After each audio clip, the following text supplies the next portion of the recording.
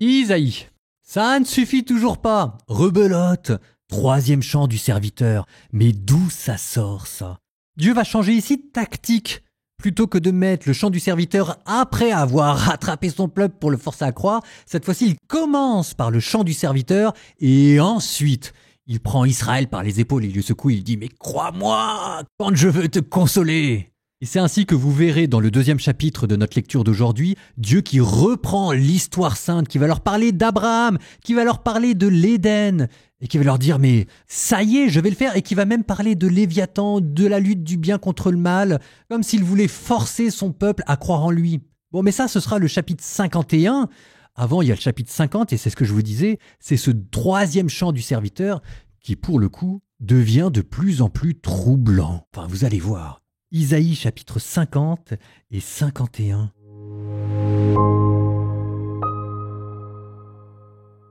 Ainsi parle le Seigneur. Où donc est la lettre de répudiation de votre mère par laquelle je l'ai renvoyée? Et quel est celui de mes créanciers auxquels je vous ai vendu? Bien, c'est à cause de vos fautes que vous avez été vendus, à cause de vos révoltes que votre mère a été renvoyée. Pourquoi n'y avait-il personne quand je suis venu? À mon appel, pourquoi nul n'a répondu? Ma main serait-elle trop courte pour racheter? N'aurais-je pas la force pour délivrer? Eh bien, par ma seule menace, je dessèche la mer, je change les fleuves en désert. Leurs poissons pourrissent faute d'eau, morts de soif. Je revais les cieux de noir, je les habille de deuil. Le Seigneur mon Dieu m'a donné le langage des disciples pour que je puisse d'une parole soutenir celui qui est épuisé. Chaque matin, il éveille mon oreille pour qu'en serviteur j'écoute. Le Seigneur mon Dieu m'a ouvert l'oreille, et moi je ne me suis pas révolté, je ne me suis pas dérobé. J'ai présenté mon dos à ceux qui me frappaient et mes joues à ceux qui m'arrachaient la barbe. Je n'ai pas caché ma face devant les outrages et les crachats. Le Seigneur mon Dieu vient à mon secours. C'est pourquoi je ne suis pas atteint par les outrages. C'est pourquoi j'ai rendu ma face dure comme pierre. Je sais que je ne serai pas confondu. Il est proche, celui qui me justifie. Quelqu'un veut-il plaider contre moi? Comparaissons ensemble. Quelqu'un veut-il m'attaquer en justice? Qu'il s'avance contre moi. Voilà le Seigneur mon Dieu, il prend ma défense. Qui donc me condamnera? Les voici tous qui s'usent comme un vêtement, la teigne les dévorera. Est-il quelqu'un parmi vous qui craint le Seigneur, qui écoute la voix de son serviteur? S'il a marché dans les ténèbres sans la moindre clarté, qu'il se confie dans le nom du Seigneur, qu'il s'appuie sur son Dieu. Mais vous tous qui allumez un feu, formant un cercle de flèches incendiaires, allez dans le brasier de votre propre feu, au milieu des flèches que vous enflammez. Voici ce que vous réserve ma main. Vous resterez gisant dans la douleur. Écoutez-moi, vous tous qui tendez vers la justice, vous qui recherchez le Seigneur. Regardez le rocher dans lequel vous avez été taillé, la carrière d'où vous avez été tiré. Regardez Abraham, votre père, et Sarah, qui vous a enfanté, car il était seul quand je l'ai appelé, mais je l'ai béni et multiplié. Oui, le Seigneur console Sion, il la console de toutes ses ruines. Il va faire de son désert un Éden, de sa steppe un jardin du Seigneur. On y retrouvera l'allégresse et la joie, l'action de grâce et le son de la musique. Soyez attentifs, vous qui êtes mon peuple, et vous les nations, prêtez-moi l'oreille, car de moi sortira la loi, mon droit sera la lumière des peuples. Soudain, je rendrai proche ma justice, mon salut va paraître, et mon bras gouvernera les peuples.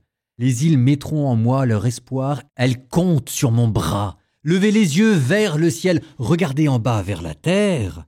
Les cieux se disperseront comme la fumée, la terre s'usera comme un vêtement, et les habitants tomberont comme des mouches. Mais mon salut est pour toujours. Ma justice ne sera jamais abattue. Écoutez-moi, vous qui connaissez la justice, peuple de ceux qui ont ma loi dans le cœur, ne craignez pas l'insulte des hommes, ne soyez pas abattus par leur sarcasme, car la teigne les dévorera comme un vêtement, les mythes les dévoreront comme de la laine. Mais ma justice est pour toujours, et mon salut de génération en génération. Éveille-toi, Éveille-toi, revêt-toi de force, bras du Seigneur. Éveille-toi comme aux jours anciens, au temps des générations d'autrefois. N'est-ce pas toi qui tailla en pièces Rahab, qui transperça le monstre marin? N'est-ce pas toi qui dessécha la mer, les eaux du grand abîme, qui fit des profondeurs de la mer un chemin pour que passent les rachetés? Ceux qu'a libérés le Seigneur reviennent, ils entrent dans Sion avec des cris de fête, couronnés de l'éternelle joie. Allégresse et joie les rejoindront, douleur et plainte s'enfuiront. C'est moi qui vous console. Qui es-tu pour craindre l'homme qui doit mourir, un fils d'homme périssable comme de l'herbe, au point d'oublier le Seigneur qui t'a fait, qui a tendu les cieux et fondé la terre? Et qui es-tu pour frémir tout au long des jours, devant la fureur de l'oppresseur quand il s'apprête à détruire? Où donc est-elle, la fureur de l'oppresseur? Bientôt le prostré sera libéré, il ne mourra pas dans un cachot et le pain ne lui manquera pas. Moi, je suis le Seigneur, ton Dieu, qui soulève la mer et fait mugir ses flots, et son nom est le Seigneur de l'univers. J'ai mis dans ta bouche mes paroles. Je t'ai couvert de l'ombre de ma main, quand je plantai les cieux et fondai la terre, quand j'ai dit à Sion, tu es mon peuple. Réveille-toi, réveille-toi, debout Jérusalem. Tu as bu de la main du Seigneur la coupe de sa fureur, tu as bu jusqu'à la lie la coupe du vertige. Personne qui la guide parmi les fils qu'elle a enfantés, pas un qui lui prenne les mains de tous les fils qu'elle a élevés. Ce double malheur t'a frappé.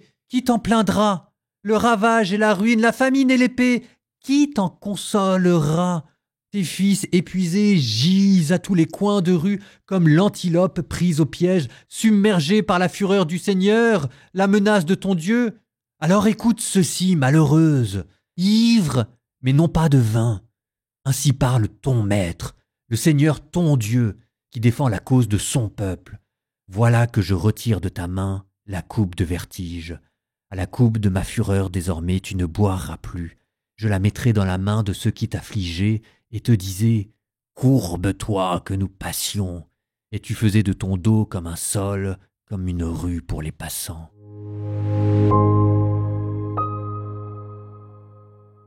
Je reprends ce troisième chant du serviteur.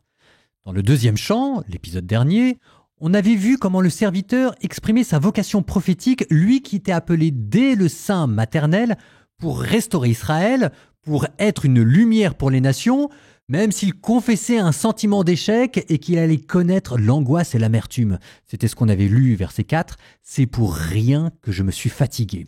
Le troisième chant que vous avez entendu vient d'approfondir cette dynamique, mais cette fois-ci en mettant l'accent sur l'obéissance du serviteur face à la souffrance. Nouveauté aussi, il parle à la première personne. Voilà que ce serviteur a une langue. Verset 6, « Je n'ai pas caché mon visage aux outrages et aux crachats. » Enfin, le Messie, c'est pas comme si on n'en avait jamais parlé, mais c'est là quand même la première fois que vous l'entendez parler. Mais la première fois que le Messie se met à parler dans la Bible, c'est pour dire qu'il ne refuse pas la souffrance. Regardez comment il continue. « Le Seigneur Dieu m'a ouvert l'oreille et moi, je ne me suis pas dérobé. » Au temps de Jésus, on aura choisi entre deux visions de Messie. Un Messie militaire, conquérant, qui va rétablir la paix par la force. Et puis un autre Messie souffrant, auquel personne ne veut croire, sauf Jésus. Et on se dit, mais il allait trouver où cette idée? Ici, dans Isaïe, vous venez d'entendre la première fois que Jésus a parlé. Alors même, si on va dans le détail, le Seigneur Dieu m'a donné le langage des disciples pour que je puisse soutenir celui qui est épuisé. L'arme de ce Messie à venir, ça va pas être le bouclier, l'épée et la guerre, ça va être la parole. Une parole qui relève, qui soutient et qui console. C'est comme ça qu'il aura la victoire. On continue. Chaque matin, il éveille mon oreille pour qu'en disciple j'écoute. Le principe de son service, de sa puissance de consolation, va résider dans sa vie spirituelle, dans l'intimité qu'il va avoir avec Dieu. Lui qui chaque matin va se tourner vers Dieu et chaque matin Dieu va lui donner la parole de réconfort à dire. Vous en souviendrez quand on vous dira de Jésus qu'il priait la nuit et que le matin il partait prêcher. Et c'est là qu'on entend le verset dont je vous avais parlé au début. Le Seigneur Dieu m'a ouvert l'oreille et moi je ne me suis pas révolté, je ne me suis pas dérobé. Ça veut dire que ce serviteur va connaître de la bouche de Dieu lui-même quelle va être sa mission. Et manifestement c'est une mission qui sera difficile au point même qu'il aurait presque envie de ne pas l'accomplir comme s'il allait y laisser sa vie, mais qu'il va l'accepter. Et ensuite, on continue, c'est toujours quand même de plus en plus troublant. J'ai présenté mon dos à ceux qui me frappaient et mes joues à ceux qui m'arrachaient la barbe. La docilité de ce serviteur envers Dieu qui devient sa docilité envers les hommes, même les hommes méchants. Qu'est-ce que vous voulez que je vous dise ? C'est exactement ce que Saint Pierre dira de Jésus. Insulté, il ne rendit pas l'insulte. Maltraité, il ne rendit pas l'outrage. On continue. Le Seigneur Dieu vient à mon secours, c'est pourquoi je ne suis pas atteint par les outrages. Malgré toutes les tortures qu'il va subir, il gardera le sentiment de sa dignité et la certitude que Dieu l'aime. C'est pourquoi, verset 7, c'est pourquoi j'ai rendu ma face dure comme pierre, je sais que je ne serai pas confondu. J'ai rendu ma face dure comme pierre, ici ça indique la détermination, la force d'âme, la volonté. Et c'est exactement ce que Saint Luc dira de Jésus. Quand on dira de Jésus que tournant sa face contre Jérusalem, il prit un air résolu et déterminé. On vous dit même, verset 8, « Celui qui me justifie est proche ». Ça veut dire qu'il y aura une justification, une réhabilitation finale de ce serviteur malgré l'épreuve qu'il va subir. On ne sait pas encore ce que c'est, mais ça veut dire que même au plus profond des outrages, le salut sera à 2 doigts de lui. Vous avez vu comment on a progressé de chant du serviteur en chant du serviteur ? Comment est-ce qu'on est passé 2e chant d'une vocation prophétique universelle à maintenant 3e chant, un chant individuel, une acceptation volontaire de la souffrance injuste, même si on ne sait pas encore très bien ni pourquoi ni comment. Et c'est pas terminé, mes petits bichons. Parce que des chants du serviteur, il n'y en a pas 3, il y en a 4. Et oui, il y en a un autre à venir. Ça va être quoi là ? On ne sait plus. On a déjà l'impression d'être parvenu au sommet. Eh ben non, il en reste encore un. Non, vraiment, Isaïe, on pourra dire ce qu'on veut, vous êtes peut-être fatigué parce que c'est peut-être le 50e, 70e chapitre de prophétie, mais vous sentez bien que là, c'est même pas génial. C'est divin cette affaire, cette figure du serviteur. Obscur, on ne sait pas très bien d'où ça vient, ça a été annoncé nulle part, c'est une sorte de hapax et voilà que petit à petit, chant après chant, elle commence à se préciser et à se préciser dans des termes qui sont bizarrement familiers. On attend le 4e avec impatience. En attendant, il est l'heure de prier. Au nom du Père et du Fils et du Saint-Esprit, Amen. Seigneur, je ne suis qu'un lointain reflet de ton Fils, je ne suis qu'un pâle écho de Jésus-Christ, mais je te demande de ressembler à ma toute petite mesure, mais quand même un peu à ce serviteur. Fais que je sois docile envers toi pour être docile envers les hommes. Qu'au mal je réponde par le bien, que par l'injustice je réponde par la justice, et que je sois vainqueur du mal par le bien, que je ne me dérobe pas à l'outrage, mais que Seigneur, pour l'honneur de ton nom, je parvienne à l'endurer dans la vertu, dans la miséricorde, dans l'amour du prochain, dans la charité. Seigneur, fais que cette souffrance soit pour moi le creuset dans lequel j'apprendrai et l'amour de Dieu et l'amour du prochain.